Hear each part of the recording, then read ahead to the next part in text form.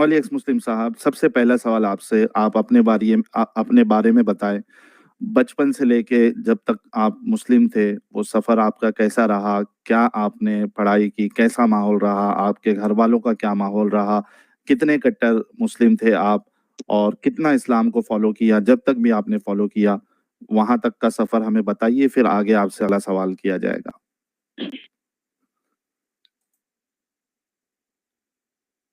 सभी को मेरा आदाब, जो मुझे देख रहे हैं और जो मुझे सुन रहे हैं। मुझे अच्छी तरह से हिंदी नहीं आती। जी। जितना भी आता है बात तुरंत कर सकता हूँ। तो मेरा सफर बहुत पहले का था, जब मैं छोटा था। तो मुझे मस्जिद के इमाम बहुत मुझे प्यार करते थे। हम्म। तो उन्होंने बोला तुम मदरसे में एडमिशन ले लो। मैं मैंने कुछ नहीं बताया। मेरा पिताजी को बोला, तो मेरा पिताजी ने बोला मुझे एडमिशन कर दिया मदरसे पे, हिफ्ज में। मैंने हिफ्ज जब मैं हिफ्ज पढ़ रहा था, मेरा जहन बहुत कमजोर था। बहुत कमजोर था मेरा जहन। मुझे हिफ्ज जल्दी नहीं होती थी। तो मेरे उस्ताद ने कहा तुम रात में उठ कर पढ़ो, अल्लाह से दुआ करो। मैंने बहुत सारे चीज की, लेकिन मैं जब जितना पढ़ता हूँ उतना सुनाता हूँ। दुआ करने का बाद एक्स्ट्रा जो इल्म हो जाता है, ऐसे कुछ भी नहीं हुआ मेरे साथ। यहाँ तक मदरसे में मुझे पीर बुलाते थे, हिफ्ज के जमाने से मुझे पीर बुलाते थे। मैं इतना नमाज इतना पढ़ता था, जी। मुझे पीर बुलाते थे। अच्छा, एक तो मिनट दीजिएगा। कुछ लफ्ज जो हमारे व्यूअर्स को समझ में नहीं आएगा, हम उसे आसान भी कर देंगे, बता भी देंगे। हिफ्स करना मतलब रट्टा मारना, याद करना। तो इस्लामिक कॉन्टेक्स्ट में या मदरसे के कॉन्टेक्स्ट में हिफ्स करने का मतलब ये है कि जो कुरान है पूरा का पूरा, उसे रट्टा मारना, उसे याद करना, समझ के नहीं पढ़ना, उसको याद कर लेना। इसको कहते हैं हिफ्स करना। और जो हिफ्स कर लेता है आमतौर पे उसे आज की तारीख में हाफिज कहते हैं। हालांकि जो पहले के जो स्कॉलर्स थे, उलमा थे, उनके नजदीक हिफ्स, हाफिज जो होता था, वो एक बहुत बड़ी डिग्री होती थी, समझिए आप। हाफिज यानी उसको बहुत सारी चीजें बाय हार्ट याद होती थी, हदीसें, कुरान, सब, तो उसको हाफिज कहते थे। लेकिन आज की तारीख में या आज के दौर में हिफ्स, हाफिज उसको कहते हैं जो कुरान का हिफ्स करता है। जी। जी बंगाली साहब, अपनी बात रखिए आप। हम्म, तो बाद में आहिस्ते आहिस्ते से मैंने कुरान हिफ्ज कर ली। अच्छा, एक करने आई एम रियली सॉरी यार, बंगाली साहब, एक सवाल यह है, पीर का माना क्या होता है? पीर एक पीर कॉन्सेप्ट ऐसे तो चलता पीर है। कहते हैं। जी, आप और बताइए पीर किसे कहते हैं? आदमी तो ऐसे तो बड़े उलमा को भी पीर कहते हैं। जो फिका के जो इमाम है उसको भी पीर कहते हैं। जो मदरसे में ज्यादा पढ़ता है, ज्यादा नमाज पढ़ता है, ज्यादा इबादत करता है, सब में खाली इबादत करता है, हर सब टाइम में इबादत के सिवा और कुछ नहीं करता है, पढ़ाई में ध्यान देता है, उसको पीर बोलते हैं, वगैरह वगैरह बोलते हैं। अच्छा, मैं भी थोड़ा बता दूं। पीर असल में ये एक कॉन्सेप्ट है मुसलमानों के अंदर, पीर और मुरीद वाला। ठीक है। एक इंसान जिसको लगता है कि ये जो इंसान है ये काफी दीनदार है, और काफी ये इस्लाम का जानकार है, या जानकार नहीं भी है लेकिन ये बहुत इबादत करता है, अल्लाह वाला है, अल्लाह का वली है, तो इसको पीर माना जाता है, या समझ लीजिए मास्टर समझ लीजिए। और फिर वो पीर के कुछ मुरीद हो जाते हैं। ठीक है। वो मुरीद हो जाते हैं, वो बैत लेते हैं उस पीर के नाम का या उस पीर के हाथ पे, और वो पीर जैसा जैसा कहेगा, मुरीद को चाहिए कि उस पीर को फॉलो करे, उस पीर की कोई भी बात को रद्द ना करे। तो ये पीर और मुरीदी वाला हिसाब जो है मुसलमानों के अंदर पाया जाता है। खास करके जो बरेलवी तबका है, सुन्नी तबका है, कबर पूजक तबका है, उनके अंदर आपको ये पीर मुरीदी वाला कॉन्सेप्ट जो है वो बहुत मिलेगा। जी बंगाली साहब। बिल्कुल सही, आपने एकदम ठीक कहा। मैंने आहिस्ते-आहिस्ते से हिफ्ज़ कर ली। करने के बाद मैंने आलिम कोर्स में एडमिशन लिया। आलिम कोर्स में एडमिशन लेने के बाद जब मैंने आलिम कोर्स एडमिशन लिया, तो आहिस्ते-आहिस्ते मैंने पढ़ना शुरू किया। इबादत सब मेरा चालू था। तब मैंने जब जिहाद का आयत सुनता था, मैंने आयत थोड़ा-सा तर्जुमा पढ़ता था, तो बोलते हैं कि तालिबान ने क्या कर दिया वो जिहाद में। हम समझता था इस्लाम में कोई गड़बड़ी नहीं है, मज़हब में कोई गड़बड़ी नहीं है, सब गड़बड़ी तो ओलुक में, इंसान में है। वो पूरा हम्म सच्चा दीन है, बेहतर है, बेस्ट है। हम सबसे अच्छा समझता था, माने इससे अच्छा कोई नहीं है, मैं ये समझता था। हाँ, मुझे तो तर्जुमा नहीं पता था उस वक़्त पूरा, तो मैंने समझता था वो पूरा बेहतर है, बेस्ट है, इसे चलता रहा। तो हम्म अब अचानक मुझे कुरान जब इसे थोड़ा-थोड़ा तर्जुमा पढ़ने लगा, तो मुझे खाली शक आते रहा। माने पहले मुझे इमामों से शक हुआ। इमाम जो 4 इमाम हैं, जी उसमें से मुझे पहले शक हुआ। पहले मुझे इमाम से शक हुआ। तो बहुत सामान है जो इमाम ने अलग पेश कर दिया। जैसे कि मैंने दीदी भाई के स्ट्रीम में बोला था वज़ू के मसले में। तो हम्म और भी है जो बहुत सारी है, जो नमाज़ में तरावी के नमाज़ में 4 रकात के बाद वो पढ़ते हैं बैठ के, हम्म उसमें। ये तो नहीं है। बाद में मैंने पूछा था तो ये बोला बिदअत है। बिदअत में 2 प्रकार होते हैं, हम्म एक हसना, एक सय्यिदा, एक अच्छा, एक खराब। खराब हम्म आप मेरा बात समझिए, खराब में भी अच्छा है। हम्म खराब में भी अच्छा है और खराब है। खराब में भी और 2 पार्ट है। हम्म आपने मेरा बात समझा? मैं तो हिंदी अच्छे तरह से नहीं आता। नहीं नहीं, समझ में आ तो रहा है कि बिदत बिदत जो है वो दो टाइप के हैं, एक बिदत हसना और एक बिदत सैया। लोगों को हाँ, बता दूं, बिदत कहते हैं इस्लामिक कॉन्सेप्ट में, बिदत कहते हैं दीन में, यानी रिलीजन में, इस्लाम में कोई नई चीज को इजाद करना, कोई ऐसा काम जो ना रसूलुल्लाह ने किया, जो ना सहाबा ने किया। अगर कोई बाद का मुसलमान उसको करता है तो उसे बिदत कहते हैं। और हाँ, अब इसमें भी इख्तिलाफ है कि जो सलफी हजरात है, जो अहले हदीस हजरात है, उनके नज़दीक हर बिदत जो है वो एक्सेप्टेबल नहीं है, गुमराही है। और वो रसूलुल्लाह की एक हदीस को पेश करते हैं जिस पे रसूलुल्लाह कहते हैं, कुल्लु बिदातिन दलाला व कुल्लु हुँ, दलालतिन फिन्नार। यानी हर बिदत गुमराही है, हर नया काम गुमराही है दीन में, और हर गुमराही जहन्नम में लेके जाती है, आग में लेके जाती है। लेकिन जो बाकी हजरात है, जो मुकल्लिद हजरात है, खास करके देवबंदी और बरेलवी, इन्होंने एक कॉन्सेप्ट निकाला कि भाई नहीं, बिदत में दो है बिदत है, एक बिदत हसना है और एक बिदत सय्या है। बिदत हसना यानी अच्छी बिदत, और बिदत सय्या यानी बुरी बिदत। तो वो कहते हैं कि अगर अच्छी बिदत है तो उसमें कोई प्रॉब्लम नहीं है, और अगर वो बुरी बिदत है तो उसमें प्रॉब्लम है। और वो अपनी दलील में पेश करते हैं हजरत उमर का कौल या हजरत उमर का अमल, जिसमें जैसे कि जो तरावी की नमाज होती है रमजान में, उसको बाजमात 30 दिन पढ़ना, ये हजरत उमर ने शुरू किया था। और उनका एक स्टेटमेंट था कि ये कितनी अच्छी बिदत है। तो इसको लेकर वो दलील बनाते हैं बरेलवी और देवबंदी के, देखिए बिदत हसना जो है ये सहाबा से साबित है। तो इस तरीके से ये बिदत का कॉन्सेप्ट है। तो इनको बिदत को लेके इनके जहन में सवाल उठ रहे थे। जी बंगाली साहब, आगे। हाँ। तो बिदअत के सवाल जो उठे थे, तो मैंने एक मेरे मे मेरे से बड़ा जो स्टूडेंट है, मेरा ऊपर क्लास का, मेरा हाई यूजी का जो स्कूल का स्टूडेंट है, मेरा 1 क्लास आगे, 2 क्लास आगे, वो लोग को पूछता था। हम्म तो वो लोग तो सही से आंसर नहीं दे सकते थे, जिससे मैं मुझे जस्टिफाई फील हो, माने ये सही है, मुझे ऐसा फील हो। हम्म ऐसा कोई भी नहीं दे सकता था आंसर। हम्म तो 2-3 साल 5 साल का बाद एक मस्जिद में इमाम कर रहा था, इमाम भी पढ़ रहा था, इमाम भी कर रहा था।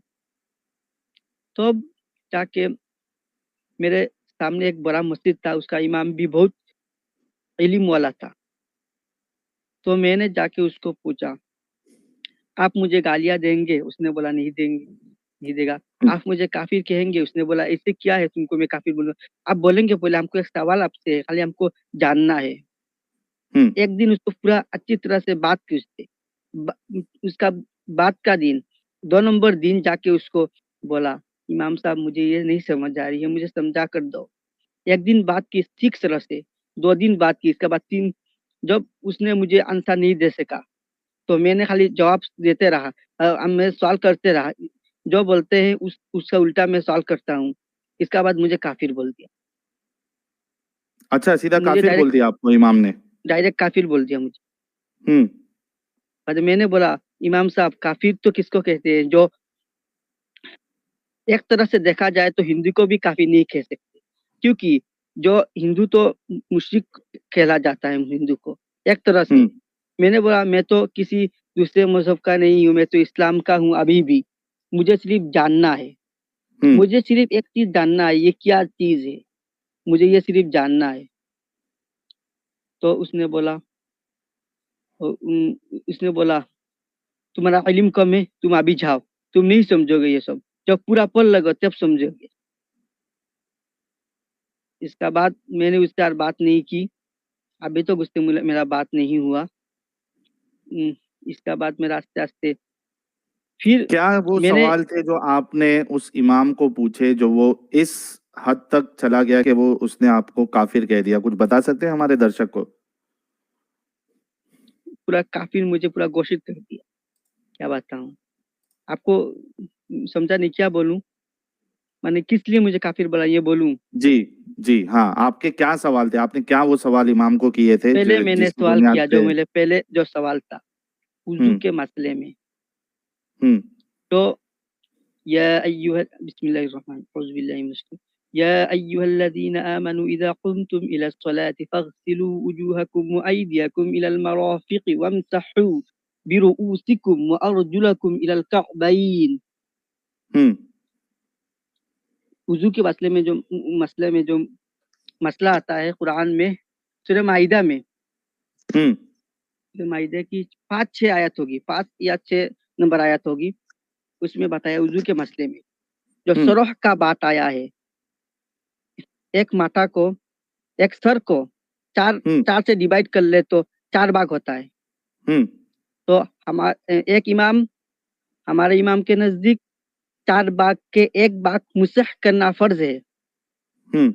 4 भाग के 1 भाग मुसह करना फर्ज है। दूसरे इमाम के नजदीक 4 भाग का 2 भाग मुसह करना फर्ज है। आप मेरा बात समझे? हम्म। हम्म। तो ऐसे कुरान में लिखा है सरौ का मुसह करो, यानी हम्म। पूरा सर का मुसह करो। हम्म। तो इधर में क्यों अदल बदल हुआ? ओके। मेरा यही सवाल था, इधर में हम्म। अदल बदल क्यों? कुरान में लिखा हुआ है सरों का मुसह करो, यानी पूरा सर का मुसह करो, हम्म। यानी पूरा सर का मुसह करो। हम्म। इधर में अदल बदल क्यों हुआ? ये सवाल था मेरा। तो बस तो एक उसने वजू के तो मसले पे उन्होंने काफिर कह दिया आपको? ये तो ये तो बात थी। जब मैंने हम्म। उसको बोला तो उसने मुझे नहीं देखा सका। मैंने बोला क्यों बदल, ये सब तुम नहीं समझोगे, ये सब वो लोग बैठ के बनाया हुआ है। हम बोला हम्म। कुरान में लिखा है पूरा सर का मुसह करो, इधर में क्यों पाठ होती है, हम्म। पाठ क्यों होती है इधर में? उसने मुझे इसका बात बोला, अच्छा तुम ये बात सुनो, मुझे ये बताओ, हाथ मुसह करने का जो कंसेप्ट आया है, यानी ये तो मुसह करने का बाद जो आया है, हम्म। उधर में तुम हाथ क्यों पूरा नहीं धोते, पूरा क्यों धोते हो? हम्म। मैंने कहा उसको, इमाम को बोला, आप एक काम कीजिए, आपको कोई बोले इस घर का माप लीजिए कितना हाथ हम्म। होता है, आप कितना हाथ बोलेंगे, तो अब आप माप कितना लेंगे? हम्म। कनियों से आग तक माप लेंगे, ये तो आपको अच्छी तरह से पता है, कनियों तो धोना है। एक घर का जो माप लेंगे आप तो कनियों तक माप लेंगे। हम्म। ऐसे ही बात करते करते और भी सवाल करते गया, बाद में काफिर बोल दिया। मुझे कुछ नहीं, खाली सवाल था मुझे, और मुझे आंसर नहीं दे सका, और मुझे काफिर बोल दिया। 2-3 दिन का बाद मुझे जब 2-3 दिन सवाल कर लिया तो मुझे काफिर बोल दिया। हम्म। काफिर बोलने का बाद मुझे बहुत दुख लगा। मैंने लास्ट उसको आते वक्त बोला, मैं मुझसे आपसे मुझे ये उम्मीद नहीं थी, आप मुझे ये बोलेंगे। हम आपको पहले बोला था, आप मुझे काफिर मत बोलो, काफिर मत बोले। मुझे सिर्फ सवाल था, मुझे खाली आंसर चाहिए था। तो बाद में मैं नीचे से निकल आया। बाद में सोचा मैं ही पढ़ूंगा, देखूंगा क्या चीज है। तो बाद में मैंने तस्वीर कर लिया, ये इमाम सब झूठ है। बहुत सारे दलील है मेरे पास जो इमाम झूठे हैं। मैंने झूठा साबित मेरा तरफ से कर लिया। जब मैंने बोला तो अल्लाह और रसूल ठीक, ये झूठ डाल तो ये मुमिनों में है, ये लोग अच्छे तरह से नहीं मानते। तो अल्लाह और रसूल एकदम सही है, एकदम परफेक्ट है। और जब मैं कुरान में गया, कुरान में अच्छी तरह से पढ़ना लगा, ये सब देख के मेरा माथा खराब हो गया। इसका बाद मैंने सोचा कि मेरा इल्म कम है, तो ये कोई दिक्कत नहीं। और जब एक दिन मेरा साथी ने जब लॉकडाउन लग गया, लॉकडाउन के बाद तो मदरसा तो बंद हो गया, तो क्या करेंगे। इसके बाद मैंने घर में बैठ गया। अब मुझे सवालात से परेशान हो के मैंने बोला ये सब छोड़ दूंगा, मुझे अच्छा नहीं लग रहा है। मैंने घर में कहा हूँ मुझे अच्छा नहीं लग रहा है, मुझे ये सब मैं छोड़ दूंगा। ऐसे मेरा पूरा माथा परेशान हो गया, मुझे नींद नहीं आती अच्छी तरह से। क्या कुछ बोलूं, मैं बीमार भी पड़ गया। प्राय 2 हफ्ता मैंने घर में पूरा बीमार था। मैं टेंशन ये लेते टेंशन लेके ये टेंशन लेके मैं घर पे पूरा बीमार था। ओके। इसे खाली मुझे टेंशन था क्योंकि मुझे सच्चाई का पता नहीं चल रहा था। हाँ अचानक मेरा एक फ्रेंड ने, वो भी मुल्ला है, हाँ वो भी मदरसे में पढ़े हैं। वो हाँ अचानक मुझे वो उसका टेक्नोलॉजी, उसका स्कूल में वो पढ़ा है ज्यादा, इसलिए उसका थोड़ा इल्म है। मेरा टेक्नोलॉजी का एकदम इल्म नहीं है। तो उसने बोला भाई ये क्या वीडियो है, तुम एक बार देखो। तो मैंने देखा, हाँ देख के सोचा ये तो दलील निकाल के देखा, सुन्नी डॉक्टर में मिल जाता है। हाँ जाफर का वीडियो था। तो मैंने सब सर्च किया, मैंने सब निकाला। जफर हेरेटिक जो का आयत देखा मैंने सुन्नी डॉट कॉम से, एकदम सही सही निकल रहा था। जफर हेरेटिक का वीडियो आपको दिखाया गया हाँ पहले। ओके। हाँ, दिखाया गया। अब मैंने उसका वीडियो पे यकीन नहीं किया। मैं उसका दलील जो था हाँ वो मैंने खुद सर्च किया, मेरा हाथ हाँ सर्च करके मैंने निकाला, एकदम सही।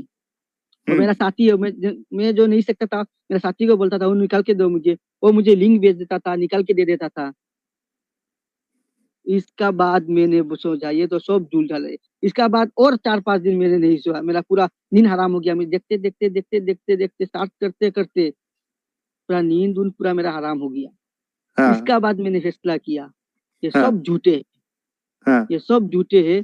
ये हमें फंसा रहे थे इतना दिन से, हम हाँ अरबी गुलाम बन गए हैं, हाँ हम अरबी गुलाम बन के चल रहे हैं। इसका बाद मैंने सब कुछ छोड़ के एक बिजनेस में लग गया हूँ। ओके।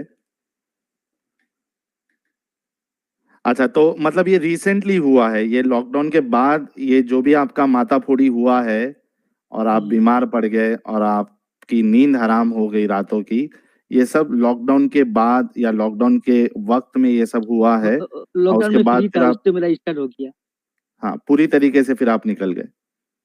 पूरा निकल गया, निकला 1 साल हो गया, पूरा निकल गया इससे वो। अरे वाह, बहुत जबरदस्त। तो गाइस देखिए कि जो लोग एक्टिविज्म कर रहे हैं और उसमें से हमारे जफर हेरेटिक जो है, ये भी एक बहुत जबरदस्त चैनल है। और यानी इस चैनल से भी पहले मेरे ख्याल से 1 साल पहले से या 7-8 महीना पहले से जफर हेरेटिक चैनल जो है वो काफी जबरदस्त वीडियो मोनोलॉग्स बना रहे हैं। और कई सारे लोग जफर हेरेटिक के वीडियोस देख के भी उन्होंने इस्लाम छोड़ा है। तो आप लोगों में से जो लोग अभी तक जफर हेरेटिक के वीडियोस नहीं देखे हैं या उसके चैनल को सब्सक्राइब नहीं किए हैं, तो आप जफर के चैनल को भी सब्सक्राइब कर ले। मोनोलॉग उसके बड़े ही जबरदस्त होते हैं, ग्राफिक्स होता है उसमें और शॉर्ट वीडियोस होते हैं। कई सारी सीरीज उसने बनाया है करबला को लेके और रसूलुल्लाह की जिंदगी के ऊपर, सीरत के ऊपर और कुरान में साइंस को लेके बहुत जबरदस्त वीडियोस बनाता है। तो ये देखिए कमेंट में जफर हेरेटिक के चैनल का लिंक भी आ गया है, अगर कोई अभी तक नहीं देखा है जफर के चैनल को तो प्लीज आप लोग उसके चैनल को सब्सक्राइब भी करें और जफर की जो वीडियोस है उसे भी आप लोग शेयर करें, ताकि जैसे बंगाली एक्स मुस्लिम साहब का जहन खुला है, हो सकता है कि किसी को अगर लाइव स्ट्रीम से इतना फर्क नहीं पड़ रहा है तो हो सकता है कि वो जो मोनोलॉग्स है उसका असर पड़े और वो सोचने पे, समझने पे, ढूंढने पे, तहकीक करने पे मजबूर हो जाए और वो निकल जाए। जी बंगाली एक्स मुस्लिम साहब, फिर आप 1 साल पहले आपने फिर इस्लाम छोड़ दिया, छोड़ दिया। तो 1 साल अभी से कम कैसा होगा। फील होता है आपको? ऐसा तो नहीं लगता है जन्नत की लालच और जहन्नम का डर, कब्र का डर, मौत का डर आपको नहीं सताता? क्योंकि सबसे ज्यादा जो डराया गया है वो इन्हीं चीजों से वो डराया गया है। पहले हम मोमिनों का यही प्रॉब्लम है। प्रॉब्लम यही है कि वो कुछ बात जब करेंगे तो वो काफिर हो जाएंगे। मैं तो कोई और बात नहीं, मैं तो खाली मजहब में था, मुझे काफिर घोषित कर दिया। अगर कोई मोमिन जाके ये सवालात करेगा तो उसको कत्ल कर देगा। हम्म। इसमें प्रॉब्लम यही है, आप तुरा बात करेंगे तो आप काफिर हो जाएंगे, आप इस्लाम से बाहर हो जाएंगे। इस डर से हम्म। मोमिन कुछ नहीं बोलते। जी। और ऐसे सवालात आपका मन में आए तो मेरा हुजूर से सवाल किया था। उसने कहा कि तेरा मन में ऐसा सवाल आता है, तू एक काम कर, तू खाली अल्लाह अहद अल्लाह उस्तमद लम यलिद वलम यूलद वलम यकुल लहू कुफुवन अहद पढ़ना खाली। हम्म। तो तेरा मन से ये सवाल चला जाएगा। जी। फिर? आंसर कोई मुझे आंसर नहीं देता है, सिर्फ ऐसे बहके बहके मोहम्मद जैसे बहके बहके बात मुझे देता है। हम्म। बहुत जबरदस्त। आपसे अगला सवाल ये है बंगाली मुस्लिम एक्स मुस्लिम साहब, कि आपकी कुरान के बारे में क्या राय है? कुरान के बारे में मैं क्या बताऊं, इसको पढ़े और खाली मजा ले। क्योंकि इसमें खाली एक नेचर, मैं क्या बताऊं, सोचे, ये जो तरीका जो है मोहम्मद का, उसको जब उसको जब इच्छा हुआ तब उसने आयत उतार दी, जब नहीं तब नहीं। कोई ने बोला किस आयत, हाँ हाँ यही अभी नाजिल हुआ, लगा दिया। हम्म। इसका बाद इसमें इतने घिलौने बात है जो मैं बात करने नहीं सकता हूँ इसमें।